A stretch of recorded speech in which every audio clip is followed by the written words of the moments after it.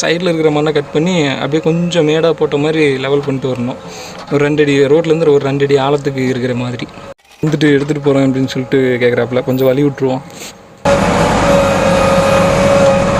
ஆக்சுவலாக உரைச்ச மண்ணாக இருந்துன்னு வைங்க, நல்லா கட் பண்ணி தான் எடுக்கணும். ஆக்சுவலாக இது சேர் ஆகி போச்சுங்களா, அதனால் ஒன்றும் பிரச்சனை இல்லை. சாதாரண நம்மளோட சேனலை சப்ஸ்கிரைப் பண்ணாதவங்க சப்ஸ்கிரைப் பண்ணிடுங்க நண்பா. கூடவே அந்த பெல் ஐக்கானும் கிளிக் பண்ணிடுங்க. நம்மளோட அப்டேட்ஸ் ஒன்று உங்களுக்கு கிடச்சிடும். ஹாய் ஃப்ரெண்ட்ஸ், எல்லாருக்கும் வணக்கம். இன்றைக்கி வீடியோவில் என்ன பார்க்க போகிறேன்னு சொல்லி பார்த்தீங்கன்னா, ட்ரைனேஜ் வீடியோ பார்ட் 4 தாங்க பார்க்க போகிறோம். இன்றைக்கி இது வீடியோவில் அதுவும் இல்லாமல் நிறையா என்னோடய எக்ஸ்பீரியன்ஸ் எல்லாம் நிறைய ஷேர் பண்ணியிருக்கேன். அதே போல் நிறைய டிப்ஸ் எல்லாம் சொல்லியிருக்கேங்க. ஸ்கிப் பண்ணிங்கன்னா கொஞ்சம் புரியாமல் கூட போகலாம். கொஞ்சம் அப்படியே பார்த்தீங்கன்னா உங்களுக்கு நிறைய யூஸ்ஃபுல்லாக இருக்கும். சரி வாங்க இன்றைக்கி இது வீடியோக்குள்ளே போகலாம். பார்த்தீங்கன்னா பைக் வந்துட்டு ஃப்ரண்ட் பைக்கிட்டு முன்னாடி யாரும் நிறுத்திட்டு போயிருக்காங்க. அதை எடுத்து ஓரம் கட்டிட்டு வண்டி எடுத்துகிட்டு போகலாங்க.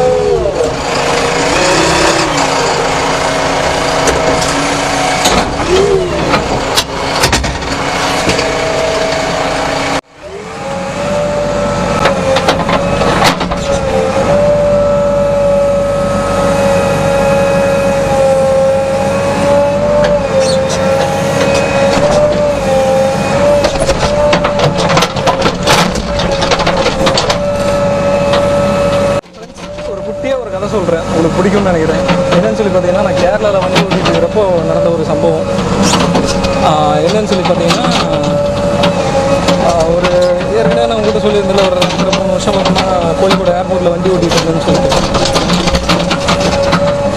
அப்போது வந்துட்டு பார்த்தீங்கன்னா வண்டி விற்கிறாங்கன்னு சொல்லி ஆல்ரெடி ஒரு வீடியோவில் சொல்லியிருந்தேன். 3 வண்டி இருந்தது. அது பார்ட்னர் இருந்தாங்க. 3 பேர் பார்ட்னர்ஷிப் முடிச்சுட்டு அப்புறம் வண்டி கொடுத்துட்டாங்க அப்படின்ட்டு. அப்போ வந்துட்டு நான் ஒரு வண்டி ஓட்டிகிட்டு இருந்தேன் வெளியில். அப்போ தான் மொதல் கேரளாவில் வந்துட்டு ரொம்ப வருஷம் ஆச்சு.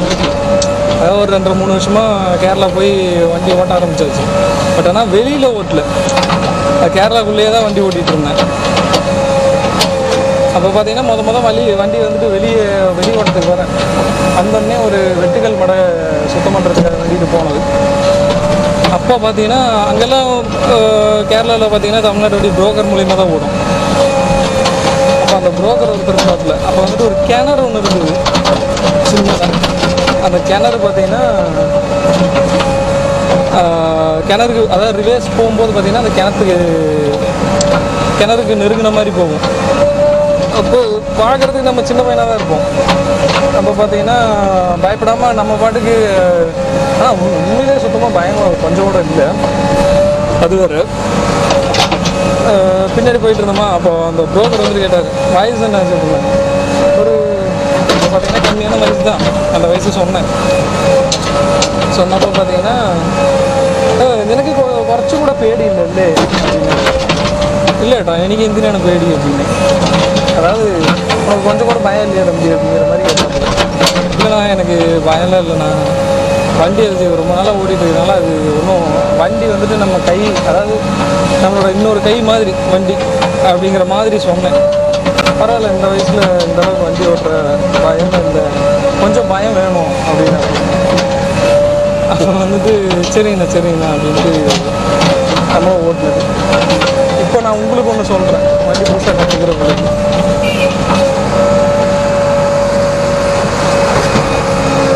பயன்றது இருக்கக்கூடாதுங்க, ஆனால் கொஞ்சம் லைட்டாக பயம் வேணும். அது எதுக்காகன்னு சொல்லி பார்த்தீங்கன்னா, ஒரு நிமிஷம், வண்டி நிறைய போயிட்டுருக்குங்க. ஃப்ரெண்டு போயிட்டு இறக்கியாச்சு, வண்டியெல்லாம் போயிடுச்சு. அந்த பயம் எதுக்குன்னு சொல்லி பார்த்தீங்கன்னா,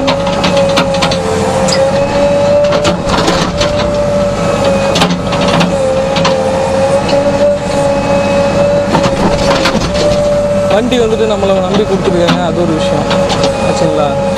வண்டி பொறுப்பாக பார்த்துக்கணும். ஏன்னா நம்ம சாப்பாடு போடுற தெய்வமே நமக்கு வண்டி தான். அதனால் வண்டிக்கு எதுவும் ஆகாத மாதிரி கொஞ்சம் பயம் வேணும். வண்டி மேலே கொஞ்சம் அக்கறையாக இருக்கணும்னு வச்சுக்கலாங்க.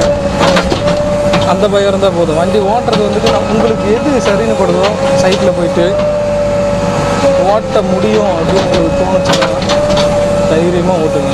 அது எவ்வளோ ரிஸ்க்காக இருந்தாலும் நம்ம மைண்ட் வந்துட்டு அதுக்கேற்ற மாதிரி அடாப்ட் ஆகிக்கும். அதுக்குண்டான ஒரு சொல்யூஷன் நமக்கு கிடைக்கும். அதனால் நம்ம பயப்பட தேவையே இல்லை. எவ்வளோ ரிஸ்க்கான வேலையாக இருந்தாலும் சரி. சப்போஸ் அதனால் ஓட்டுறதுக்கு கொஞ்சம் பயமாக இருக்குது அப்படின்னு நினச்சிங்கன்னா அந்த வேலையை தொடாதீங்க. எனக்கு வந்துட்டு எந்த வேலையாக இருந்தாலும் நோ சொல்லி பழக்கவே இல்லைங்க. சத்தியமாக சொல்கிறேன். வண்டியில் உட்காந்து வேலை செஞ்சுட்ருக்கேன். மேக்ஸிமம் என்னால் முடிஞ்ச அளவுக்கு வண்டி ஓட்டுவேன். முடியாதுன்னு அவ்வளோ சீக்கிரம் என் வாயிலேருந்து வார்த்தையே வராது. அதேமாரி வந்ததுன்னா அது கொஞ்சம் ரொம்ப இக்கட்டான இடமா இருக்கும். பக்கெட்டே போக முடியாத இடம், இல்லை வண்டியே உள்ள நுழையாத இடமா இருக்கும். அப்படி இருந்தாலும் சைடில் வீடு இல்லாமல் மற்ற ஏதாவது இடம் இருந்ததுன்னா அதுக்குண்டான வழியை நான் ஏற்படுத்திக்குவேன். எந்த வேலையாக இருந்தாலும் செஞ்சு கொடுத்துருவேன். வண்டி போக முடியாத இடம் எந்த வழி இல்லைன்னா மட்டும்தான் முடியாதுன்ற வார்த்தை நம்ம வாயிலிருந்து வரும்.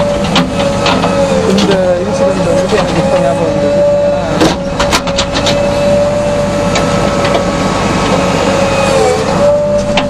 டீ சாப்பிட்டு வரலையா? டீ குடிக்கலையா? சூடாக குடிச்சிங்களா? வெயில் மாமா, தண்ணி மட்டும் ஒரு வாட்டர் கேன் கொடுங்க மாமா. தண்ணி சூடாக இருக்கும்.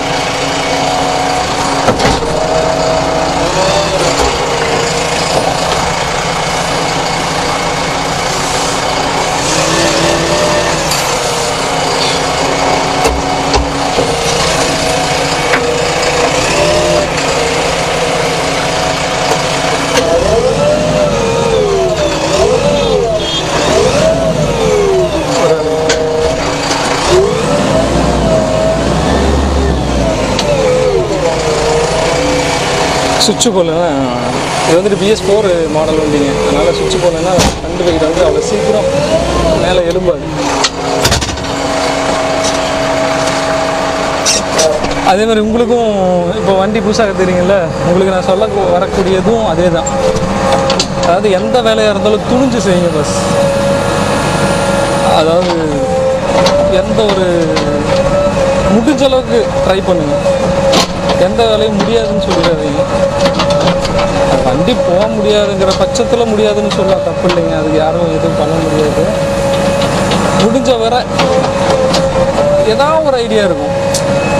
இப்போ நம்ம வந்துட்டு ஒரு உதாரணத்துக்கு சொல்ல போனால், நம்ம வண்டியில் உட்காந்து வண்டி ஓட்டும் போது ஒரு ஐடியா வரும் பார்த்தீங்களா, அதுதாங்க பெஸ்ட் ஐடியா. அதாவது ஐடியாங்கிறது ஆப்ரேட்டருக்கு புரியும். உங்களுக்கு இறங்கி போய் ஒரு ஐடியா பண்ணுறோம் பார்த்தீங்களா, ஒரு சில பேர் அந்த மாதிரி ஐடியாவும் பண்ணுவாங்க. அது அவங்களுக்கு ஒர்க் அவுட் ஆகும். நம்மளை பொறுத்தளவுக்கு எப்படின்னு சொல்லி பார்த்தீங்கன்னா, வண்டி ஓட்டும் போது ஒரு ஐடியா வரும். ஐடியா அது பாட்டுக்கு வந்துக்கிட்டே இருக்கும்.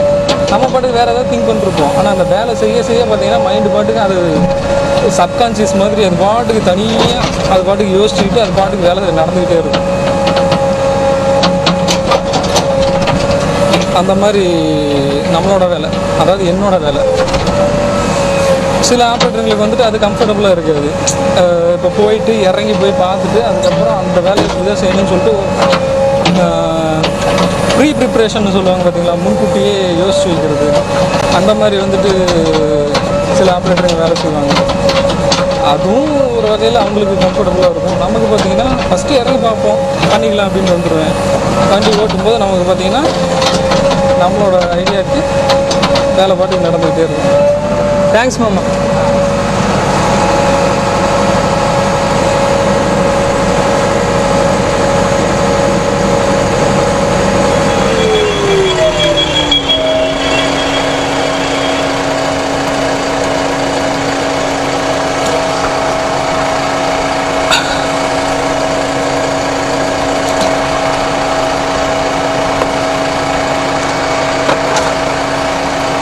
ஆழமெல்லாம் போதும் இல்லைங்க? ரொம்ப ஆழமாக இருக்கா? 2 அடி கணக்கு வந்தது, 2 அடி வந்தது. ஆமாம். ஆ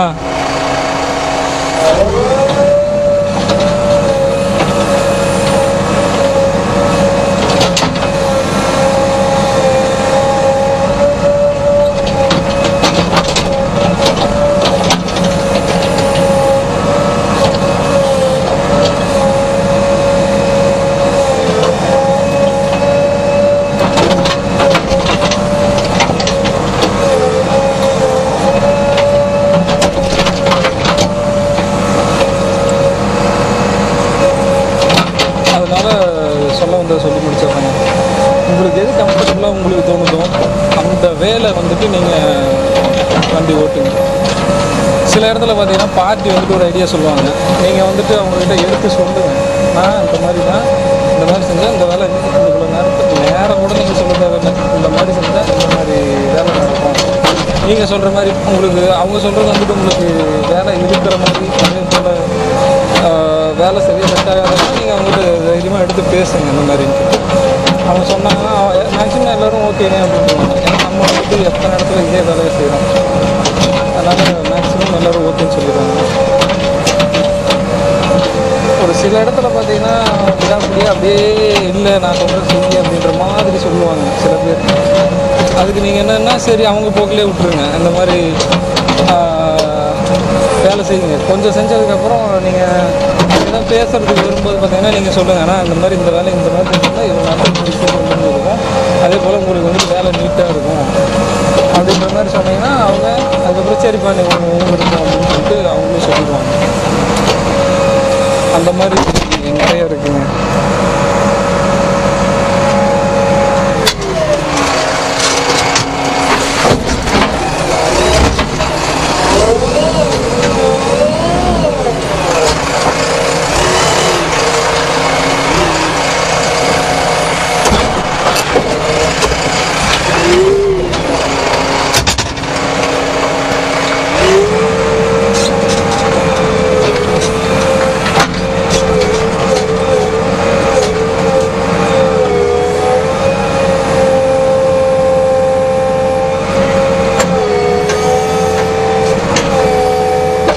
லைஃப்பில் பார்த்தீங்கன்னா எல்லாமே ரிஸ்க்கு தாங்க. ரிஸ்க் இல்லாத எந்த வேலையும் கிடையாது. என்னன்னு சொல்லி பார்த்தீங்கன்னா இப்போ வீட்டில் உட்காந்துக்கிட்டு செய்கிற வேலை, அதாவது இப்போது சில பேர் சிஸ்டத்துக்கு முன்னாடி உட்காந்துட்டு ஐடி கம்பெனியில் இந்த மாதிரி வேலை செய்யுது, அதுவும் ஒரு ரிஸ்க்காக இருக்கும். மென்டல் ப்ரெஷராக இருக்கும். அதே போல் உட்காந்துட்டே செய்கிறதுனால இடுப்பு ஒரு மாதிரி இருக்கும். அதனால் எல்லா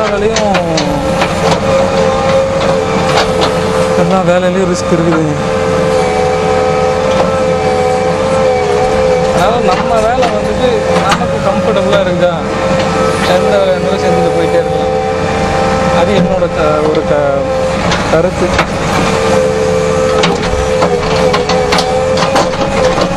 ஃபஸ்ட்டு கருத்து கந்தசாமி